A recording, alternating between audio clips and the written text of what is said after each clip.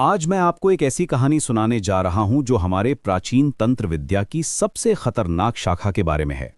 यह है प्रेत सिद्धि की कहानी और इसके केंद्र में है सत्यकी नाम का एक व्यक्ति जिसने इस विद्या को सिद्ध करने की कोशिश की। प्रेत सिद्धि क्या है? ये तंत्र विद्या की वो शाखा है जहां साधक मृत आत्माओं, प्रेतों और भूत पिशाचों को अपने वश में करने की कोशिश करता है। इसमें साधक इन अदृश्य शक्तियों से संपर्क स्थापित करके उन्हें अपने काम के लिए इस्तेमाल करता है। लेकिन यह विद्या उतनी ही खतरनाक है जितनी शक्तिशाली। प्राचीन ग्रंथों में इसे सबसे कठिन और जोखिम भरी साधना माना गया है। सत्यकी एक युवा था जो बनारस के पास एक छोटे से गांव में रहता था। वो हमेशा से अलौकिक शक्तियों में रुचि रखता था। गांव के बुजुर्ग अक्सर रहस्यमयी कहानियां सुनाते थे जो उसके मन में जिज्ञासा जगाती थीं। जब उसे प्रेत सिद्धि के बारे में पता चला तो वो इसे सीखने के लिए बेताब हो गया। उसने सुना था कि इस विद्या से वो अपने दुश्मनों को हराने, धन पाने और लोगों के मन को नियंत्रित करने की शक्ति पा सकता है। एक रात अमावस्या के दिन सत्यकी शमशान घाट पहुंचा। चारों तरफ गहरा अंधकार था और हवा में एक अजीब सा सन्नाटा छाया हुआ था। उसके पास एक पुरानी तंत्र की किताब थी जिसमें प्रेत सिद्धि की विधि लिखी थी। उसने काली रात में मुर्दों की राख के बीच बैठकर साधना शुरू की। घंटों तक मंत्र जाप करने के बाद अचानक हवा में एक अजीब सी ठंडक महसूस हुई। उसकी रीढ़ में सिहरन दौड़ गई और लगा जैसे कोई अदृश्य आंखें उसे देख रही हों। पहले तो कुछ नहीं हुआ, लेकिन धीरे धीरे सत्यकी को लगने लगा कि कोई अदृश्य उपस्थिति उसके आसपास है। कई दिनों की कड़ी साधना के बाद आखिरकार एक प्रेत ने उससे संपर्क किया। ये प्रेत एक ऐसे व्यक्ति की आत्मा था जो अपनी मृत्यु के समय बहुत क्रोध और वासना से भरा था। उसकी उपस्थिति से आसपास का तापमान गिर जाता था और एक भारीपन महसूस होता था। शुरुआत में सत्यकी को लगा कि वो सफल हो गया है। प्रेत उसकी बात मानने लगा और छोटे-मोटे काम करने लगा। सत्यकी ने इसका इस्तेमाल करके अपने दुश्मनों को परेशान किया। कुछ लोगों के मन में डर भरा और यहां तक कि कुछ धन भी पाया।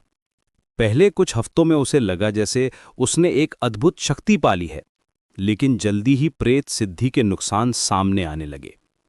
पहली समस्या यह थी कि प्रेत पूरी तरह से नियंत्रण में नहीं था। वो कभी-कभी सत्यकी की बात नहीं मानता था और अपनी मर्जी से काम करता था।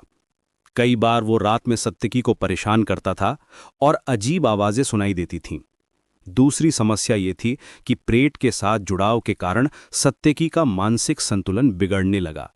धीरे धीरे सत्यकी की सेहत खराब होने लगी।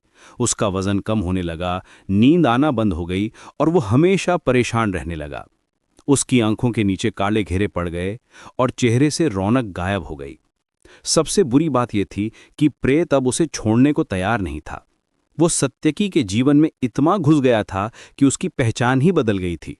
लोग उसे देखकर असहज महसूस करने लगे थे। प्रेत सिद्धि की सबसे बड़ी हानि यह है कि साधक का अपना जीवन नकारात्मक ऊर्जा से भर जाता है।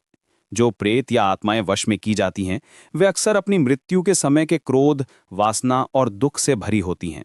ये नकारात्मकता साधक के जीवन में भी आ जाती है। तांत्रिक शास्त्रों में इसे आध्यात्मिक पतन का कारण माना गया है। सत्यकी के साथ भी यही हुआ। वो दिन ब दिन अधिक क्रोधी, चिड़चिड़ाहट से भरा और अकेला होता गया। उसके रिश्ते खराब होने लगे, परिवार उससे दूर होने लगा और दोस्त उसे छोड़कर चले गए। प्रेत की उपस्थिति के कारण उसके आसपास हमेशा एक अजीब सा माहौल रहता था, जिससे लोग असहज महसूस करते थे। यहां तक कि जानवर भी उससे दूर भागने लगे। एक दिन सत्यकी को एहसास हुआ कि वो गलत रास्ते पर चल रहा है। उसने प्रेत को छोड़ने की कोशिश की, लेकिन यह आसान नहीं था। प्रेत अब उसके जीवन का हिस्सा बन गया था और वो उसे छोड़ने को तैयार नहीं था। जब भी सत्यकी ने मुक्ति की कोशिश की, प्रेत और भी आक्रामक हो जाता था। सत्यकी को समझ आया कि प्रेत सिद्धि एक जाल है जिसमें फंसना आसान है, लेकिन निकलना बहुत मुश्किल। आखिरकार सत्यकी को एक सच्चे गुरु की मदद लेनी पड़ी। गुरु ने उसे बताया कि प्रेत सिद्धि आध्यात्मिक विकास के लिए हानिकारक है। ये व्यक्ति को भटकाती है और सच्चे ज्ञान से दूर ले जाती है। गुरु ने समझाया कि सच्ची शक्ति प्रेम और करुणा से आती है, ना कि डर और नियंत्रण से। गुरु की मदद से कई महीनों की कड़ी साधना और शुद्धिकरण के बाद सत्यकी प्रेत के प्रभाव से मुक्त हो सका। इस कहानी से हमें ये सीख मिलती है कि अलौकिक शक्तियों की चाह में हमें सावधान रहना चाहिए। प्रेत सिद्धि जैसी विद्याएं तात्कालिक लाभ दे सकती हैं, लेकिन लंबे समय में ये हमारे जीवन को बर्बाद कर देती हैं। सच्ची आध्यात्म विज्ञान हमें लंबे समय के लिए संपन्नता और शाश्वत आनंद प्रदान कर सकता है।